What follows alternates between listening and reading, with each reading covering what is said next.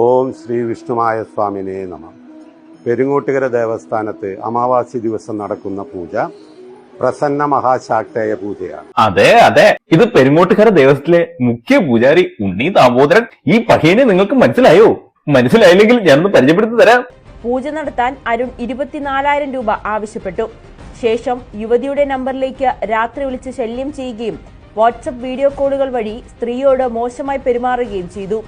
നഗ്നയായി video കോളിൽ വന്നില്ലെങ്കിൽ കുട്ടികളെ അപായപ്പെടുത്തുമെന്നും ഭീഷണിപ്പെടുത്തിയതായി പൂജാരിയുടെ നിർദ്ദേശപ്രകാരം തൃശൂരിലെത്തിയ യുവതിയെ കാറിൽ വെച്ച് പൂജാരിമാരായ അരുണും ഉണ്ണി ദാമോദരനും ചേർന്ന് ഉപദ്രവിക്കാൻ ശ്രമിച്ചു എന്നാണ് പരാതി.